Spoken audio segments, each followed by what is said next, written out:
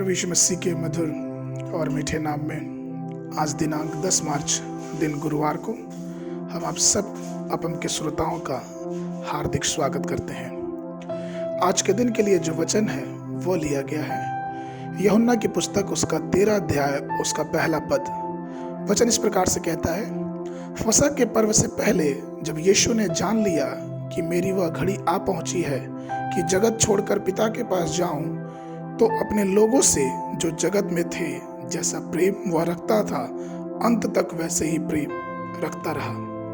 प्रभु में मेरे प्रिय लोगों, हमारा परमेश्वर प्रेम, दया और करुणा से भरा हुआ परमेश्वर है। वह ऐसा परमेश्वर है जो हमें अंत तक प्यार करता है। एक समय की बात है, एक छोटी सी कहानी कि एक जंगल में एक हिरण और एक मादा हिरण दोनों ही एक साथ रहते थे। और एक दिन वो दोनों बहुत प्यासे हुए और प्यास लगने के कारण वो दोनों पानी की खोज में निकल पड़े।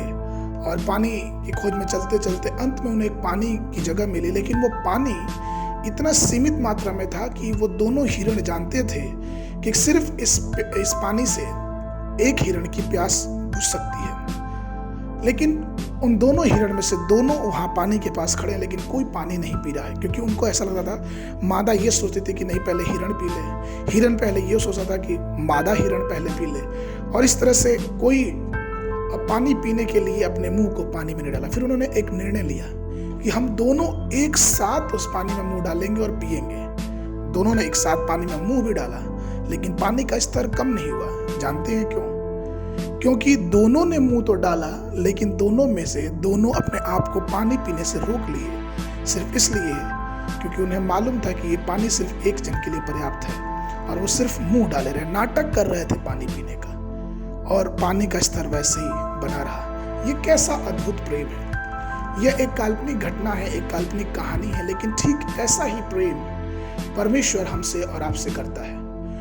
उसने हमसे इतना प्यार किया कि उसने अपनी जान उस कैलवरी क्रूस पे दे दिया। एक और छोटी सी घटना, ऐसा कहा जाता है कि एक बार पति और पत्नी जो रेलवे ट्रैक होता है उसके समानांतर पटरियों पे चल रहे थे, और अचानक पत्नी का पैर गलती से फिसल के और ट्रेन की जो पटरियां उसके तख्ते में फंस गया। बार बार कोशिश करने के बाद भी पति उसके पैर को उसमें से निकाल नहीं पा रहा था, और तब तक एक ट्रेन उसी ट्रैक पे आ रही थी। पत्नी ने उस पर अपने पति को कहा कि नहीं, तुम यहाँ से चले जाओ, तुम सुरक्षा हो, तुम सुरक्षित रहो, अपने आप को बचा लो।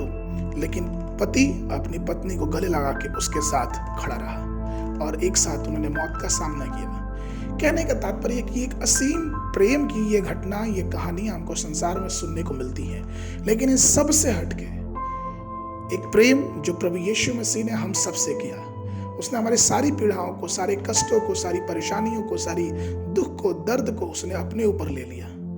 उसने ले लिया क्योंकि वो हमसे प्यार करता है और वो चाहता है कि हमें पाप के गंदगी से, पाप की मृत्यु से हमें बचाए।